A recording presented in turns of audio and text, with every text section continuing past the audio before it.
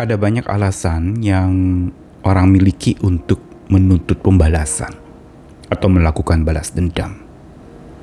Salah satunya adalah bahwa kalau saya tidak balas dendam, Pak, maka orang itu akan merasa dirinya benar. Dia tidak akan jerak. Dia akan gembira di atas saya yang menderita. Makanya saya menuntut pembalasan. Keadilan harus ditegakkan. Ini salah satu alasan kenapa orang menuntut pembalasan dari orang yang melukainya. Dan lalu kemudian ada lagi hal kedua yang menyebabkan orang menuntut balas atau ingin melakukan balas dendam kepada orang yang melukainya. Yaitu mereka berpikir dengan melakukan balas dendam, maka perasaan marahnya itu terlampiaskan dengan bebas. Ada sebuah kepuasan tersendiri ketika balas dendam itu berhasil dilakukan dan musuhnya itu jatuh bertekuk lutut di depannya. Bahkan kalau bisa, dia sudah tidak berdaya lagi karena dia kapok dan sadar akan segala kesalahannya. Dua alasan ini adalah alasan yang sebenarnya memang masuk akal, tetapi sebenarnya tidak masuk hati. Kenapa? Karena tindakan menuntut balas atau tindakan mau melakukan balas dendam kepada orang yang melukai seolah punya pemikiran bahwa tuntutan balas atau pembalasan dendam itu akan membuat orang menjadi jerak. Padahal sebenarnya bukan itu yang menyebabkan orang menjadi jerak. Begitu juga dengan lalu kemudian tidak menuntut balas, bukan berarti juga dia akan merasa menang atau beria-ria di atas kita yang menderita. Ada kesalahan persepsi dan kesalahan interpretasi dalam hal ini. Karenanya kita perlu melihat dari sudut pandang yang lebih luas dan juga sudut pandang yang dari atas, lebih luas dan dari atas, yaitu dari sudut pandang Tuhan yang sebenarnya paling punya hak untuk melakukan pembalasan.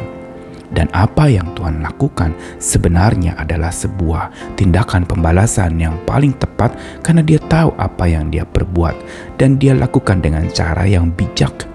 Cara yang bukan sekedar membuat orang menjadi jera, tapi membuat orang menjadi bertobat dan akhirnya hidup tenang di dalam Tuhan oleh perubahan hidup yang terjadi. Karena itu kita perlu memberi ruang sesungguhnya kepada murka Allah.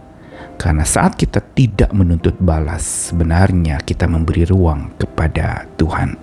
Saya Nikolas Kurniawan menemani di dalam Sabda Tuhan hari ini yang menyapa kita lagi dari Roma pasal 12 ayat yang ke-19. Saudara-saudaraku yang kekasih, janganlah kamu sendiri menuntut pembalasan, tetapi berilah tempat kepada murka Allah.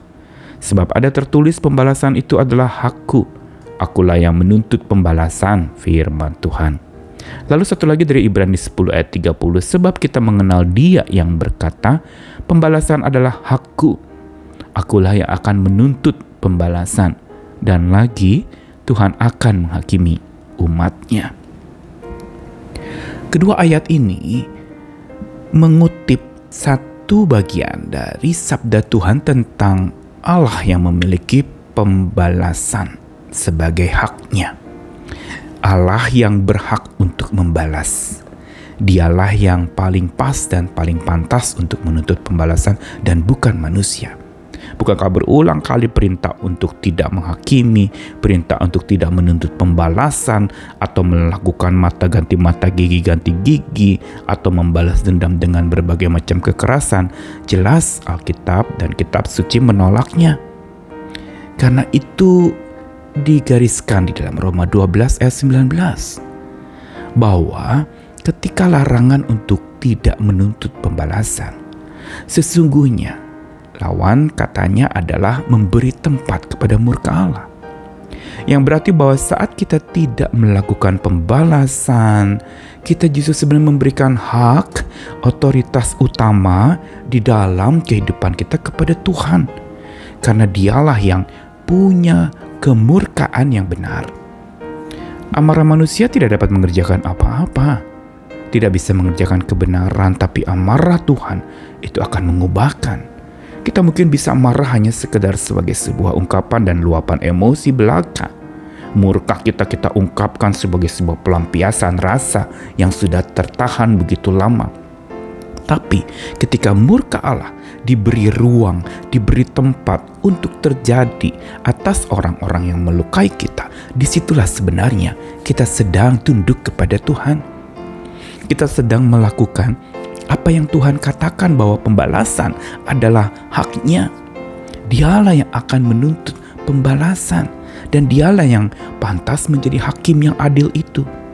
Manusia dengan segala macam atribut-atribut bagian dari pengadilan untuk menyatakan keadilan jelas serba terbatas, karena manusia bisa salah menilai, bisa salah menghakimi.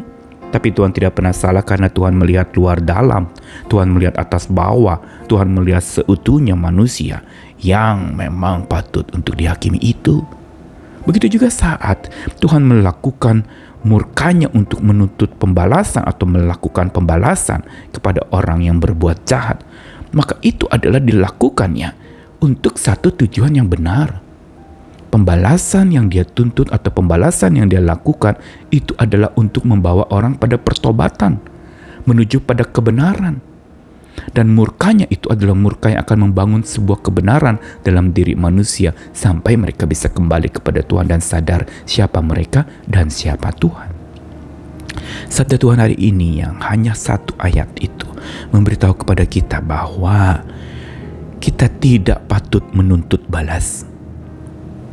Karena dengan tidak menuntut balas, sesungguhnya kita bukan membiarkan lawan menang dan musuh beria-ria atas kita. Tapi justru dengan tidak menuntut balas, kita memberi ruang pada murka Allah yang pembalasannya sanggup membungkam dan menenteram, memberikan tenang kepada kita. Kita berpikir yang namanya tenang hanya oleh karena kasih Allah. Tapi kita juga patut tenang dan tentram karena Allah bisa murka dengan caranya yang ajaib. Dan murka Allah itulah yang kita butuhkan untuk supaya kita bisa tentram, untuk supaya musuh-musuh bisa terbungkamkan dan hidup kita menjadi tenang. Bukan untuk membiarkan mereka menang dan beria-ria atas kita, tetapi justru kita membiarkan Tuhan yang memberi tenang dengan cara Dia menyatakan murkanya kepada orang-orang yang berbuat jahat atau melukai sesamanya. Tuhan punya hak utuh dan utama di dalam kehidupan setiap kita. Karena itu serahkanlah segala apa yang menjadi dendammu, segala apa yang menjadi luka, segala apa yang menjadi kepahitan hidupmu, segala macam derita, bawa kepada Tuhan. Tanpa menuntut balas dari siapapun atau apapun juga, biar Tuhan sendiri yang melakukan karyanya. Beri ruang kepada murkanya untuk dinyatakan dengan caranya yang ajaib. Mari bersandar lagi kepada Tuhan. Mari berilah ruang kepada murka Allah agar kita bisa mengalami menang bersama dengan Allah dan tenang oleh kekuatan Allah. Selamat memberi ruang kepada Tuhan. Amin.